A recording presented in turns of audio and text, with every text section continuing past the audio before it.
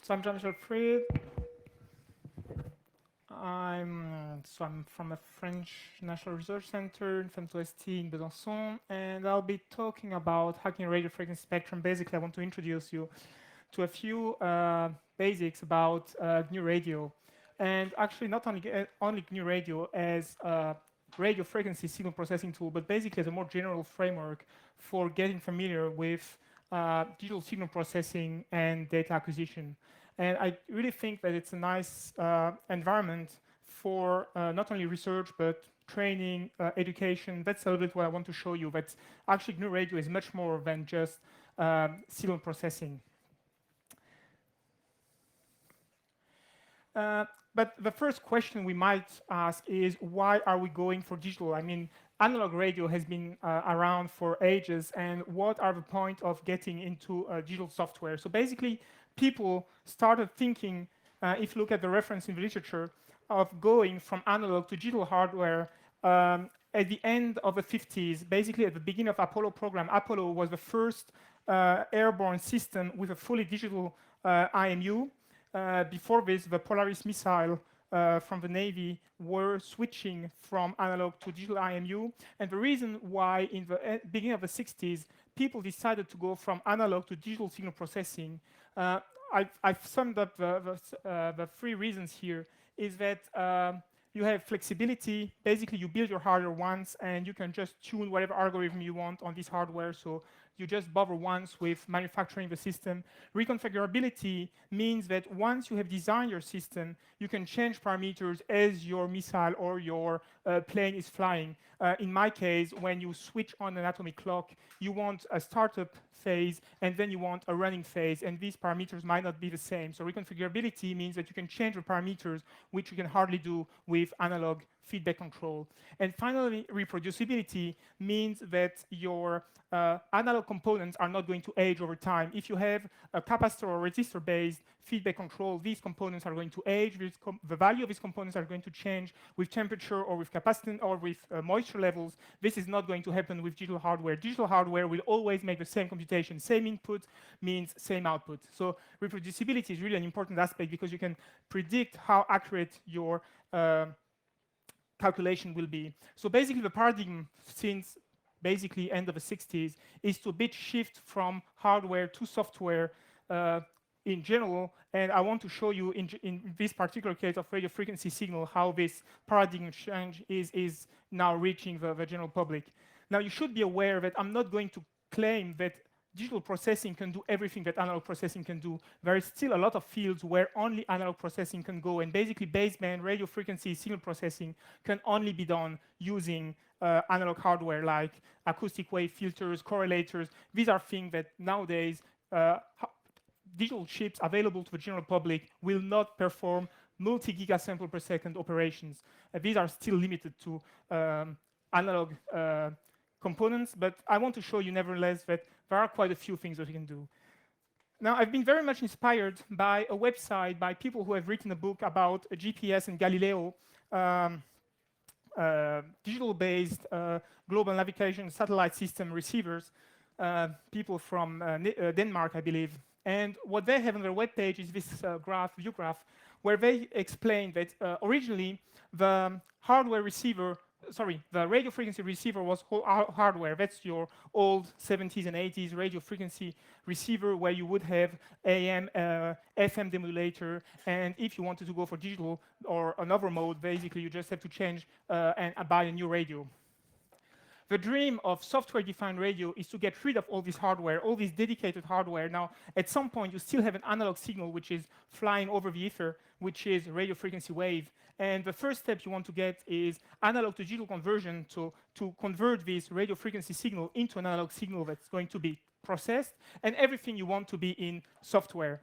Now, nowadays, with current A to D converters, which can run easily up to a few hundred megasample per second, this is something that you will do in the HF band. So let's say in the 0 to 30 megahertz band, this dream has become true. You can sample baseband a 30 megahertz signal and basically process the whole band. In UHF, VHF, so 30 megahertz up to 3 gigahertz, this is just physically impossible. nowadays, general purpose A to D converters just don't have a bandwidth for baseband processing at such a high frequency range. So what we're going to actually use in the real world is a mix of a limited hardware front end where your low noise amplifier and mixer is going to something I will be defining in the next slide. So basically you want a very basic hardware, general purpose hardware, which is not going to limit your capability to process data, but once you have moved your signal from a baseband frequency to a frequency range or sample rate that is manageable by software, then you're going to process everything by software. So nowadays we're at this stage, and what I'm going to show you is that you can get such hardware for a very reasonable price. Just to make sure that everyone is on the same basic, I'm sorry for people who are doing signal processing, I'm sorry from radio amateur, this is already obvious for you, but just to make sure that everyone is clear about things, the crucial part of this mixing part about frequency transposition is the mixer. So let me just remind you a core aspect of radio frequency signal processing, which is this mixing component here, which takes a radio frequency input, a local oscillator input, so these are two sine waves, and we're going to generate an intermediate frequency. And the core mathematical relationship is that if you have a product, so a nonlinear function, a product of two cosine functions, you will generate the subtraction and the addition of these two attributes. And if you do this not with constant values, but with sine waves, so cosine of a first frequency times cosine of a second frequency, what you see here is that you're going to get the subtraction of these two sine waves and a frequency and the addition. So basically by having two frequencies f1 and f2, if you run a local oscillator f1, a frequency, radio frequency f2, you're going to generate two signals f1, f2 minus f1 and f2 plus f1. And if you do this with f1 close to f2, if you bring f1 close to f2, you're going to generate two sine waves, one which is very high frequency, which we're going to get rid of by low-pass filtering, and one which is close to the carrier. And if you have an A to D converter with a low bandwidth, low meaning something like in the 100 megahertz range or tens of megahertz range, then you can have a low-pass filter which is going to get rid of all these arrays, and you only keep your f1 minus f2, and this is what is called frequency transposition, and this is what the mixer is doing. And this aspect of signal processing is actually what is used in the hardware I want to discuss with you today, which is digital video broadcast receivers. There's been a lot of fuss, and I should really emphasize that I'm certainly not the best person here to talk to you about this, because I've not been a developer about this project. I've just downloaded the source code on the website and been using it. But there's been a lot of fuss for the last 2.5 years about these digital video broadcast TV receivers, which are sold on the web, actually, that are sold simply for about 25, 30 euros. And what I want to show you here is that for 30 euro, you can get introduced to radio frequency reception using the gnuradio environments. So I'm not going to give you any trend of one of these DVB receivers. The only thing that you have to look at is the chipset these supported by these digital video broadcast receivers. So you have one chipset, which is analog front end, which is this frequency transposition I just mentioned to you, which is basically two mixers. You have your radio frequency signal, which is what you want to measure. You have a local oscillator, which is something that's tunable, software tunable. And this local oscillator will allow you to bring your radio frequency signal into the frequency band that is accessible to the A to D converter, which is included in the Realtek RTL2832. Now, the hardware properties of this RTL2832 is that it's 2.8 megahertz bandwidth. So your sampling rate is about 3 megabit per second, 3 megahertz. And you must bring your local oscillator within 3 megahertz of your radio frequency signal in order to be able to process it. So this is the basic core aspect of zero intermediate frequency, zero IF receivers, where you just take a radio frequency signal, transpose it into a frequency band which is accessible to A to D converter by mixing and low-pass filtering. And because a radio frequency signal is defined by two quantities, its magnitude and its phase, you cannot just make a single mixing step, because otherwise, if you have just a sine of the difference of your two frequencies, if a phase between the two signals happens to be 0, then your sine will always be 0. So you need the two components, the quadrature component and the identity components, where you mix by two phase-shifted versions of a local oscillator by 90 degrees. This is all very well known for radio frequency signal processing people, and this is what is included in hardware in these components. That was just the basic introduction about digital video broadcast receiver processing for software-defined radio. So this chip here, which I should just bear with me for a second, yeah. So what I'm talking to you about is this little chip here. So these dongles that you're going to buy for about 25 euros, they give you the basic information about the basic hardware for getting introduced to software-defined radio.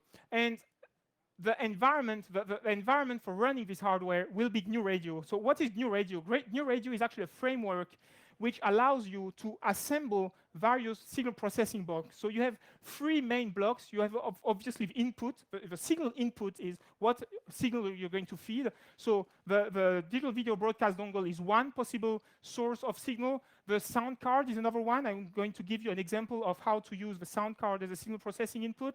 And you've got a whole range of hardware which is sold by a company called Ethos Research, which are the Universal Software Radio Peripheral, USRP. You have a whole range of hardware which costs about 500 to 600 euros. So depending on how motivated you are, you can get started with your sound card, which doesn't cost anything because you all have them on your computer. You keep on going with your digital video broadcast receiver like this one, and at the end of the day, you just, if you're really interested, you buy one of these USRP with an increase about tenfold of bandwidth in each case. So you go from 100 kilohertz to about 3 megabit per second, and then you go to 64 megabit per second. So you have an improvement of the frequency band. Then you have all the processing blocks. That will be the core aspect of my discussion in the next 50 minutes or 45 minutes. And then you have the output. So an output might be a file, might be an audio stream, as we are going to see next. We can just listen to the radio. That's what you expect from a radio receiver. You can have an oscilloscope output. We can have a frequency synthesizer that is going to generate a radio frequency signal. So there's a whole range of things that you can do. But the basic flowchart of data processing is input, processing, and output. And these are all blocks that are provided by gnuradio. So it's really a general purpose framework. And basically, the message I want to get to you is that you should not limit yourself to the input and output peripherals that are provided by gnuradio, because being an open source project, you can just write your own blocks. And if the peripheral that's provided by gnuradio does not fit your needs, then just add whatever functionalities you want. It's really easy to do. Just a quick reminder about signal processing basics. You might think, hey, great, I can get a 3 megabit per second A to D converter, so why am I going to use my old sound card, which is only 96 kilohertz bandwidth? Just a quick reminder is that in order to gain 1 bit of resolution, if you want to do oversampling, so basically averaging multiple samples, you need to increase 4 times the sampling rate to gain 1 bit. 4 times because your noise level is decreased by the square root of a number of a frequency increase, and basically 1 bit multiplied by 2, square root of 4 is 2, so you need to multiply by 4 the sampling rate. And this means that if you compare the resolution of your 2.8 megabit per second dongle with the sampling rate of a sound card, you will see that the 8-bit this thing here is an 8-bit A to D converter. If you think of it by oversampling and you go back to the sampling rate of a sound card, that would mean that you only gain 2.5 bits. So what I want to tell you here is that don't take this as a high-resolution sound card, because by oversampling using an 8-bit digital video broadcast receiver, you only get 2.5 bits, and 8 plus 2.5 means you have a 10-bit sound card, which is a very crappy sound card. So if you can live with low bandwidth, high resolution, go for the sound card. If you need the bandwidth, go for the digital video broadcast receivers. It's not a matter of binary decision. It's to read what kind of objective you want to reach. Frequency range this dongle is operating in is 50 megahertz up to 2.2 gigahertz with some holes in there, but basically 50 megahertz to 2.2 gigahertz. And then if you want to make a wideband FM receiver, again, you take your gnuradio graphical environment, you have the source here, which is this data stream from the A to D converter. This data stream is low passed in order to decimate the data flow, because here you have 2.8 megabit per second. That's a little bit megabyte per second. That's a little bit too much for most computers, especially for my old computer. So the first thing you want, and anyway, you don't need 2.8 megabyte per second to process wideband FM modulation, which is only 250 kilohertz wide. So the first thing you do is you take your data source, you decimate the data using a low-pass filter. So basically, you get rid of one of every 16 sample, and then you just implement the wideband FM receiver block from gnuradio, and I'll end up falling.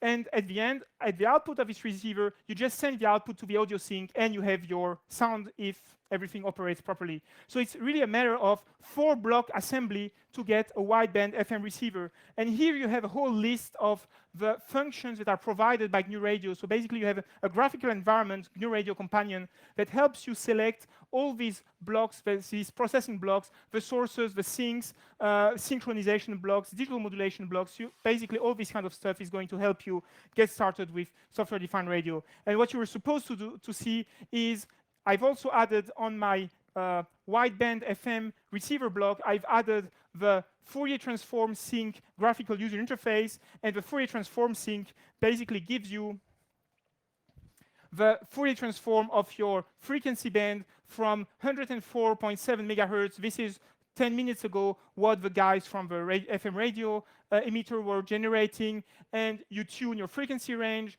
radio frequency gain, and you see nicely that there is only one emitter around here, and that's the guys from the FM radio emitter. So that really helps you finding where your signal source is.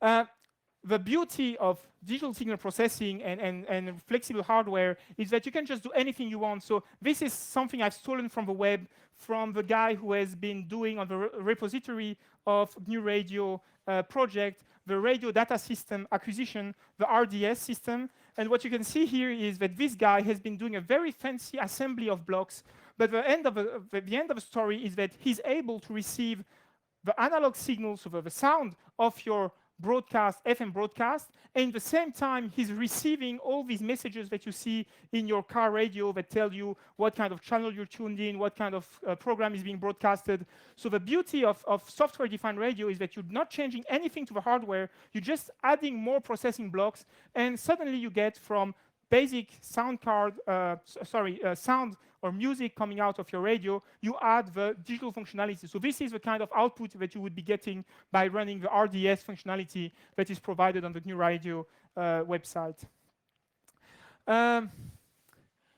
Now, this is all user stuff, and you're not interested, or at least I'm not interested, I believe you're not either, in just using, you're developers, you want to add your functionalities. Using is just fun for the first 10 minutes, and then you want to add your own blocks that are not available in gnuradio.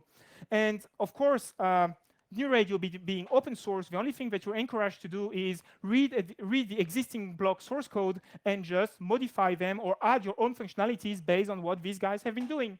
So one example here, and what you cannot see, is that I've got my digital video broadcast dongle over here connected to the computer.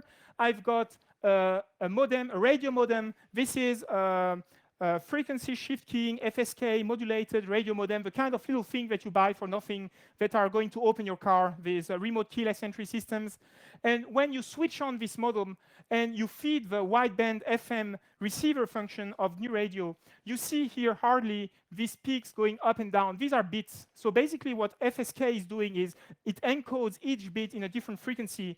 And when you feed a wideband FM receiver with these varying frequencies, it's like in the analog version where your phase lock loop of the FM receiver kept on jumping from one bit to another. Here you get the digital version of the phase lock loop going at two levels, which are the two frequencies encoding the bits. And these are basically what I've written here is because I know that my radio modem here is communicating at 4,800 bits per second, I just have to sample every 1/4,800 seconds the value of this bit stream, and I can decode a stream of data. And I'm not going to spend a lot of time doing this, but these are the sentences I have been emitting. So this is what I've been programming my radio modem to send. these are the sentences that I have received using my very basic decoder, which is, again, just a threshold detection. I'm just putting a threshold here. If it's over, it's a 1. If it's below, it's a 0. And this is a very simple decoder. And what you see here is that you've got all the header of this communication. So you've got a lot of crap with an address, with a synchronization stream, this kind of stuff. And at the end, you got the message. And if you look closely at the slides, if you want to take a copy, I'll remind you at the end of the talk where you can get the slides. If you look carefully, you will find all the sentences that I have sent. You will find then again the receiver. So basically, again, with about 10 lines of code and using the gnuradio functionalities, you can write your own digital mode decoder. So what I want to introduce now to is how did I address the problem of writing my own decoding software. The way I work, I'm not saying it's the right way, I'm just saying that's my way of doing things. The way I'm doing things is I first record files of the data I want to process. So basically these are sound files or binary files with sequences of acquisition from my dongle. This allows me to run my decoding software without having to wait for the event that I want to decode to occur. And the event I'm going to be interested in, what I'm going to show you next, is one protocol I've been interested in for a long time. It's called ACARS. ACARS is a digital protocol used by planes to communicate with airports. Basically, it's a general purpose information. It's nothing confidential. It's basically level of fuel, weight of the plane, basic information such as we have a sick passenger, or you'll see some other stuff. So ACARS is a digital protocol used in airplanes to communicate with airport. And of course, if you want to make an ACARS decoder, you need a plane to be over your place to listen to something. And that's very annoying because when you want to debug something, you don't want to wait for a plane to come. So you record a few signals, then you prototype your decoding algorithm. And being a signal processing person, I'm most familiar with MATLAB or its open source version, which is GNU Octave. If people are familiar with Python, Python has now implemented most of the MATLAB functionalities, and numerical Python and scientific Python, NumPy and SciPy. So if you're familiar with Python, Python is very nice because your blocks that you write in Python are mostly compatible with gnuradio. So you prototype first using a scripting language such as GNU Octave or Python. Then you transpose from this interpreted script into a compiled C program. And that takes some time because a single line of MATLAB can be many, many lines of C. And at the end of the day, you just wrap this C program into the gnuradio framework, which is really nothing much. This is really just copy pasting a few lines from a basic block. So this is the flow chart that I'm thinking of, is record some data. This is offline processing using MATLAB or Octave, converting to C in order to fit the gnuradio framework. And by this, you go from offline processing to inline processing and real-time processing, which is much more fun. So let me just introduce to you quickly what ACARS is about. ACARS, as all plane-related modulation protocols, modulations, is amplitude modulated, being most resistant to noise. So you have AM modulated, so we are going to run our data stream through the AM demodulation block from gnuradio. And then what you learn from the web, and I've put for you here the references that I've been using for ACARS information, you have encoding at 1,200 bits a hertz sine wave encoding a 0, 2,400 encodes a 1, and you have communication, data communication at 2,400 bits per second. So let's first think of this. That's really funny because at first time you read the manual, you're thinking, that's funny, why did they do this? They encode at 1,200, 2,400, there's a ratio of 1 to 2 here, and then they have a data rate of 2,400, which is my fastest data rate. That's really funny, why did they do this? The answer will be in the next slide. Then you know that you have a header, which is used to tune the automatic gain control of the error front end. And then once you have your bits, you learn that a bit 0 means that the bit value is unchanged, and a bit of 1 means that a bit value is changed. And if someone can explain to me why people are using this funny way of encoding, I would be really interested because I don't understand it. So they don't encode the bit value, but they encode the bit change value. And at the end of the day, what I want to reach, so that you know what my final goal is to be able to, using gnuradio, to receive ACAR's sentences. ACAR sentences record two types of information: the flight number and the plane identity. From the plane identity, I can go on the plane spotter website and I can have a picture of a plane and who is operating the plane, which company. And from the plane, from the flight information, I go on the virtual radar website and I can check whether over my city this plane is indeed flying. So that was my purpose, to have the plane and flight information so that I can recover this information from the web. So how do you get this going? Just a quick answer: why have people done this 1,200 bits hertz encoding and 2,400? The story is very simple. If you have one bit here, which is encoded as either one full period or as a half period of the encoding signal, what you can see is that when you're going to do a convolution of this message that you're getting with either this sine wave or this sine wave, because here you have an odd function, and here you have an even function, the product of an even by an odd function will obviously have an integral which is null.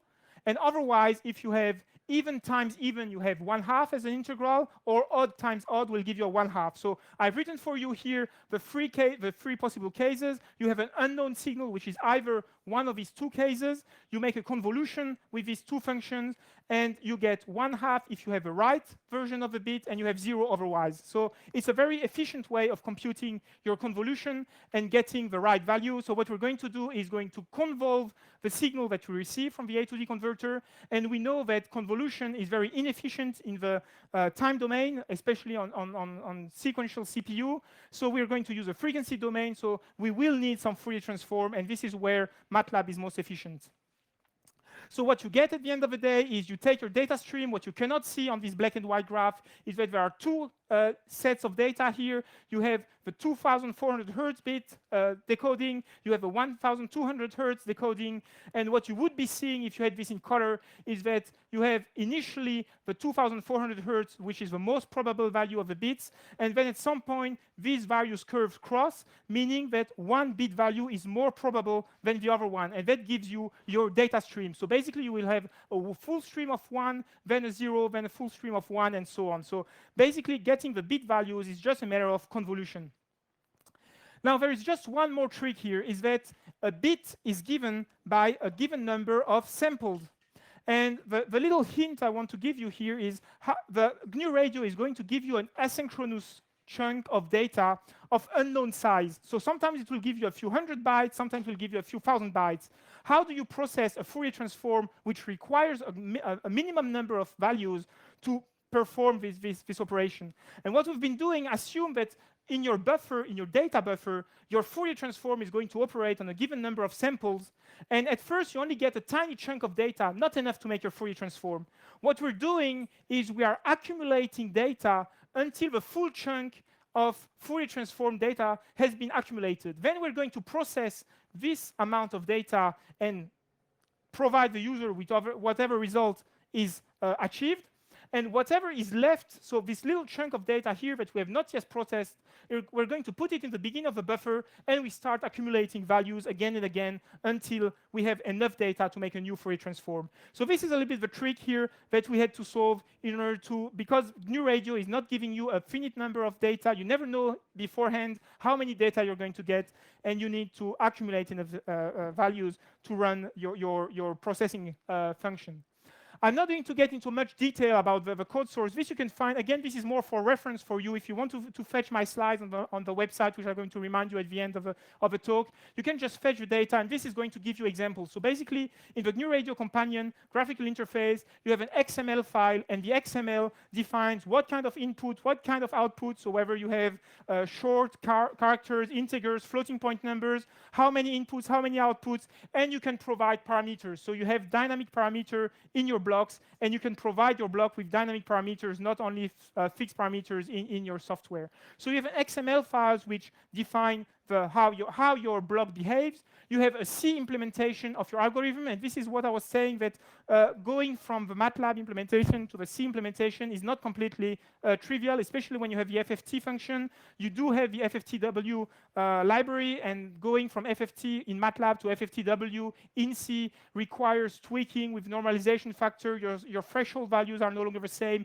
It does take time, but at the end of the day, you have a C function which implements your algorithm, and having done so, you have your whole processing sequence. Your processing sequence for ACARS is we first search for each data set we're accumulating. We accumulate enough data to make sure that we have a whole sentence.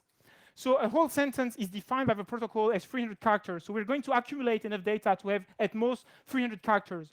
In these data, we're going to search for 13 periods of 2400 Hertz sine wave just by doing a Fourier transform convolution with this signal here.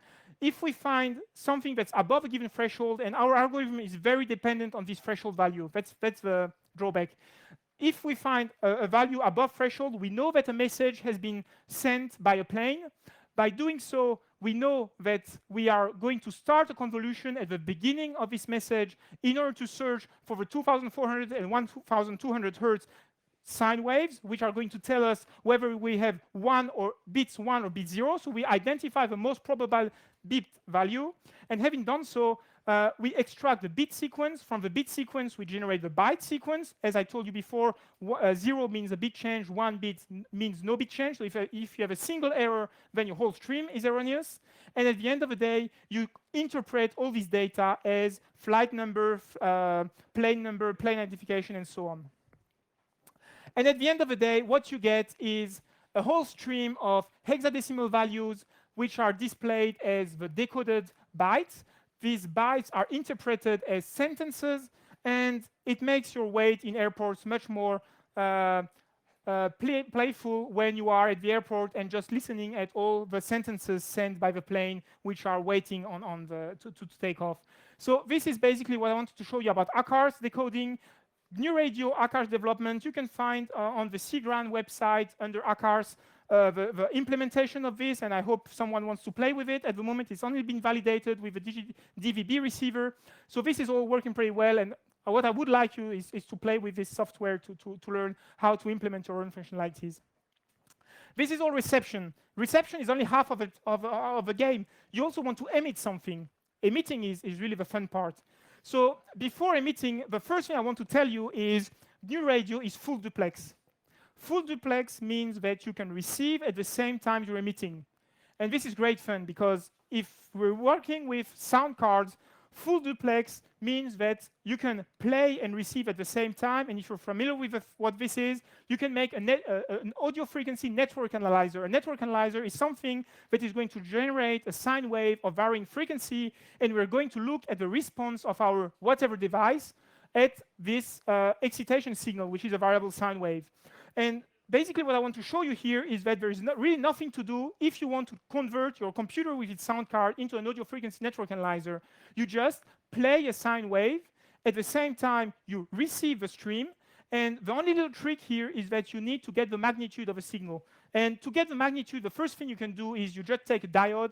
So what I want to use this for is, you might all be familiar with a tuning fork. This quartz tuning fork is what you all have in your watches. This is the timing function of your watch. This is actually what you have in your watch. It's a 3 millimeter diameter, 8 millimeter long tuning fork made of quartz. When you generate a sine wave, it will start moving, and it is dimension so that it moves at exactly 32,768 kilohertz or 2 to the 5 kilohertz.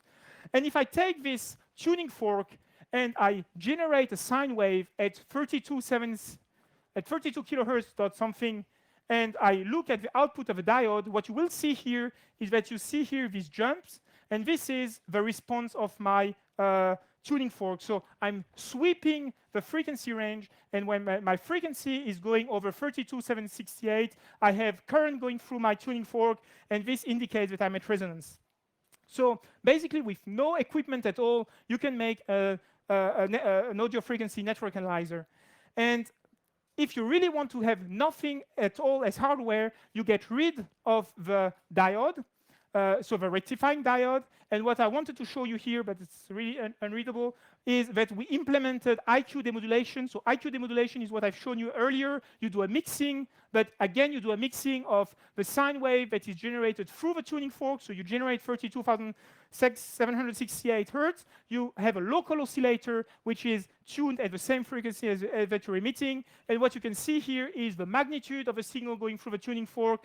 And the red curve here is the phase going through the tuning fork. So we have validated that software implementation of IQ demodulator is indeed working. And just the little trick here, and again, this is the beauty of open source, is if you stupidly do, as I did, cosine of frequency times your time, since your time is slowly drifting over time as steps are incrementing, this thing will quickly diverge, and cosine of a diverging function is not a good idea to compute.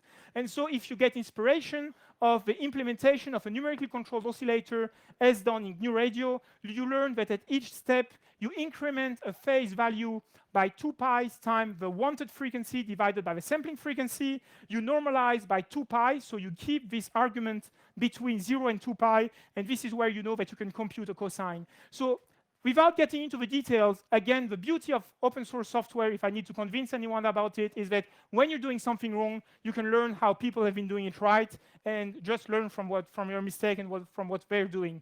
So this is IQ demodulator implementation, and we've been using this for quite a few audio frequency signals. And what I'm interested in is using the tuning fork, the quarter tuning fork, as a sensor. So what's happening here is that when I'm heating my tuning fork, I can detect the frequency change, the resonance frequency change. So this is all a lot of fun, and with really no hardware at all, nothing else but a sound card and an open tuning fork.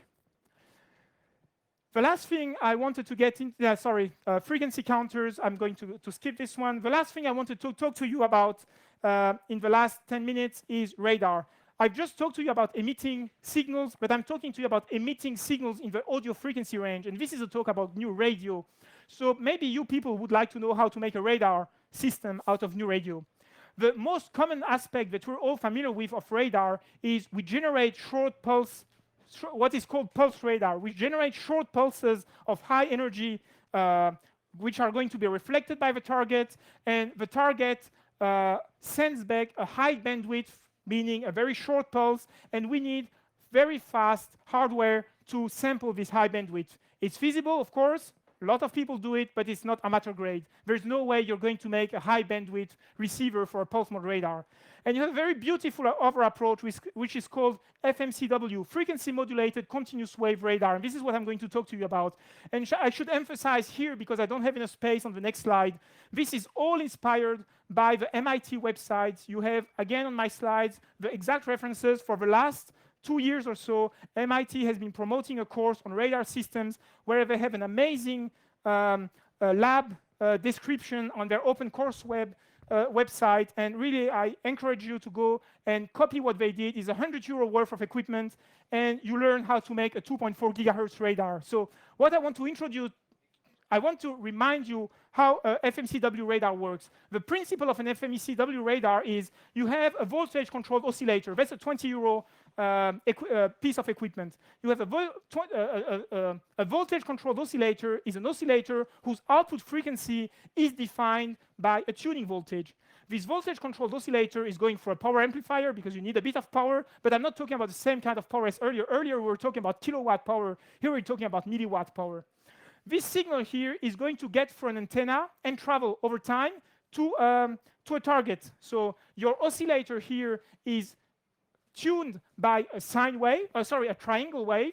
So this means that your voltage-controlled oscillator frequency is changing over time. What I've plotted for you here is the frequency of the voltage-controlled oscillator as a function of time. And you see that this frequency here is moving as a triangle wave. And because this voltage-controlled oscillator is moving over time, when the reflected signal from my target arrives to my receiving antenna as amplified, the mixing step here, and I remember that the mixing will make a subtraction between the received frequency and the emitted frequency. Because over this time dt, the frequency has changed a little bit, then there is going to be a beat frequency generated here. Basically, you have here an image of what the voltage-controlled oscillator was dt times before the reception of this echo. So an FMCW radar is really three components: a voltage-controlled oscillator, amplifiers, and a mixer. You need three components to make an FMCW radar, and the MIT website shows you what the component values are, and it's €100 worth of components. You have a few free parameters, but basically what you have to remember is that the only bandwidth that is needed to process FMCW radar is audio frequency signal. Even though you're measuring high bandwidth signal, I should emphasize this VCO here is a 2.4 gigahertz VCO. So this is allowed. You're allowed to emit on the 2.4 gigahertz. That's Wi-Fi, Bluetooth, all these digital modes. So this is a 2.4 gigahertz signal. But after this mixing step, you only get audio frequency bit signal. And this is really easy for you to sample using your sound card or one of these digital video broadcast receivers and process the data with gnuradio. And what I'm claiming as a novelty of my approach with respect to the MIT website is the MIT website is recording this audio frequency and post-processing in MATLAB, which is excellent for teaching. I have no problem about this. But in my case, by running the same software in the gnuradio, I have real-time display of my target position. So what you cannot see on this slide is that basically this is all assembly. This is Lego-like. We had a presentation about Lego Mindstorm. Basically, radio frequency prototyping is also Lego, except that it's a bit more fancy Legos and a bit more expensive Legos. But again, this is a whole €100 experiment. And what I want you to see here, if you just look at this half of the graph, you have 8 peaks that you can hardly see on this projector. But these 8 peaks are the 8 targets that I've located behind my FMCW radar. And again, I want to emphasize the beauty of the gnuradio approach is that these peaks, you see them appearing in real time. You don't need to post-process and run some fancy algorithm. You just have a Fourier transform of the sound card input here, and you see these 8 peaks appear. And if I remove my targets from my FMCW radar, these peaks are just going to disappear. Let me just add that actually these peaks are not due to passive targets, but this is what is called surface acoustic wave delay lines. These are basically target simulators where the delay here is from 1 to 4 microseconds, but they are not due to targets located 150 meters away, but they are due to a specific component made of piezoelectric substrate where the time delay here is due to a tiny component here which simulates a target which is 1 to 4 microseconds away. I've been trying to find second-hand sources of these components, and unfortunately I don't have been able to find any cheap second-hand sources to advise you to buy from. But if you're interested in these applications, you might come and see me, and I might have a few hints as how you might be able to get some of these components. So again, at the end of the day, what does all this look like? You have these 8 peaks here from your 8 targets that are measured by the FMCW radar. And in terms of gnuradio development, it's just a few blocks that you just put together. The sine wave that generates through the audio output, the triangular wave through the audio sound card that is going to tune your VCO. And at the receiver side, you acquire what is coming out of your mixer, Fourier transform, and out of your Fourier transform, during the averaging, you see these peaks appearing. So again, the beauty of this whole thing is that you're generating a 2.4 gigahertz radar with a receiver side, which is only audio frequency bandwidth signal. So that's really beautiful. And then it brings me to my conclusion about what I wanted to show you with this gnuradio stuff. You have an open source environment which really eases the entry to software-defined radio processing. Basically, I believe that gnuradio is a beautiful environment for training, for teaching, because you just get rid of all these oscilloscopes, these function generators, without getting to these ridiculous Java-based applets where you make students believe that they're making a lab, but they're actually not doing anything because they're just clicking on buttons. With software-defined radios, you still have some hardware, but you're doing digital signal processing. You have reusable software, meaning that all these blocks that you've been writing for gnuradio will be reusable, whatever source and whatever sync you're writing. And because this is open source software, you're encouraged to add any source or sync that you might suit your needs. So that's the radio modem, that's DDS, direct digital synthesizer, all these kind of sources that are now available and which are really cheap to use. You might get started with graphical user interface, as I've shown in my presentation with gnuradio Companion. And this is all about, and actually what gnuradio companion is doing is generating a Python script. If you get more familiar with the whole processing chain, then you stop using the gnuradio companion environment and you just write your own Python programs for generating gnuradio processing chains. And what I wanted to show you in this presentation is how I imagine that the workflow is most efficient. You record data, you process your data under MATLAB, GNU Octave, whatever scripting tool you're familiar with, convert this script into C, and wrap this C software into gnuradio environment for inline processing.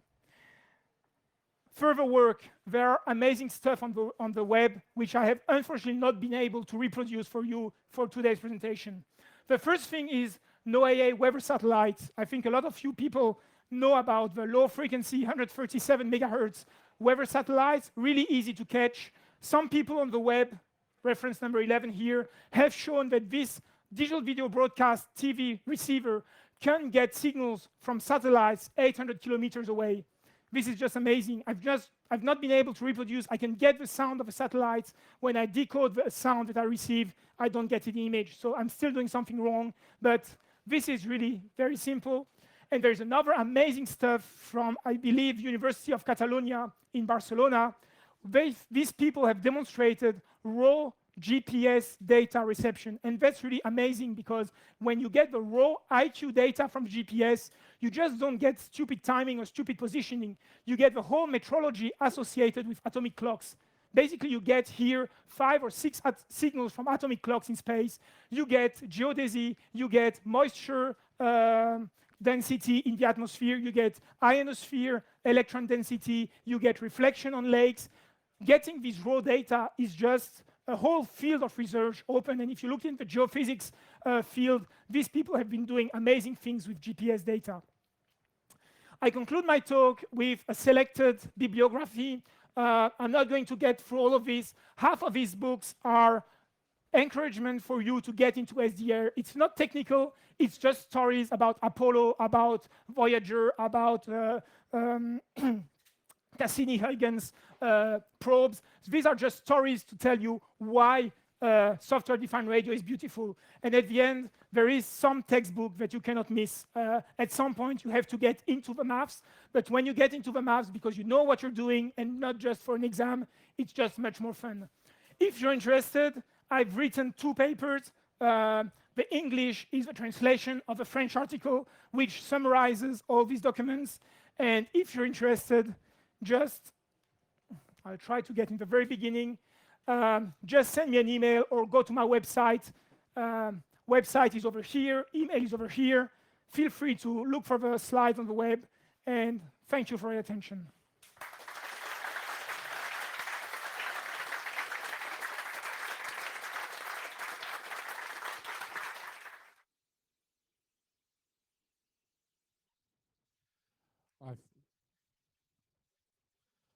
I think we have time for a few questions. 2 more minutes. One, 2 quick questions. Thank you for a nice presentation. About your sorry. Thank you for your nice presentation about your reception of the aircraft data thing. It reminds me very much of how in the old days computers stored their stuff on tape.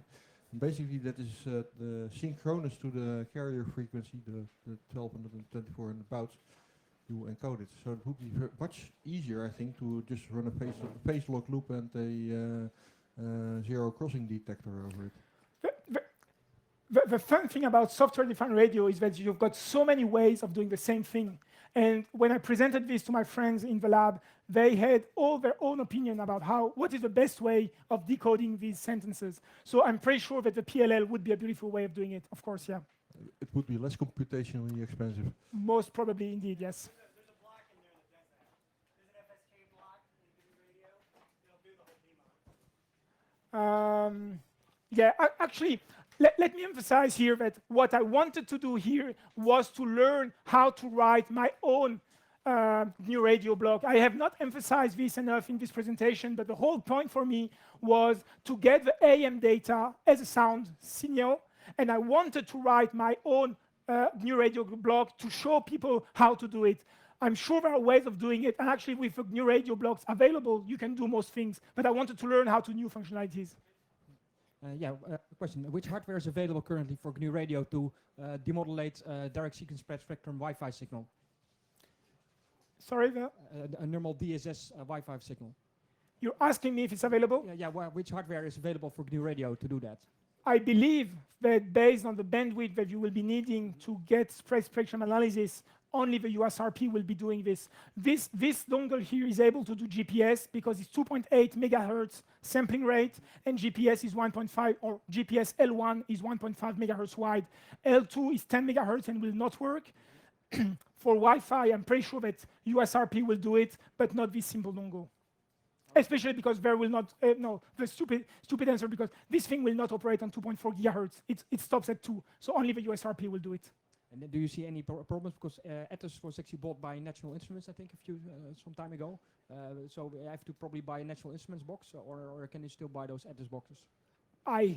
At least people from Ethos Research have claimed on the gnuradio mailing list that there would be no interaction or no interference from National Instruments in their selling instrument. How it's going to happen, I don't know. At the moment, I have not seen any difference. But again, I emphasize, for me, there's two very different things. gnuradio as a framework for digital signal processing and the hardware.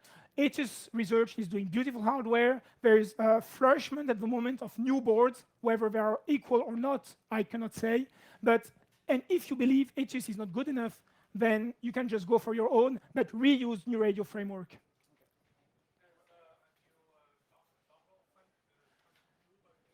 There's a FunCube, which is also, but the FunCube is the same hardware as this one, but with a slower, higher resolution A to D converter. So it's 96 kilohertz, but 10 or 12 bits. So again, it's a trade-off between whether you want high resolution, low frame rate, or high frame rate, low resolution.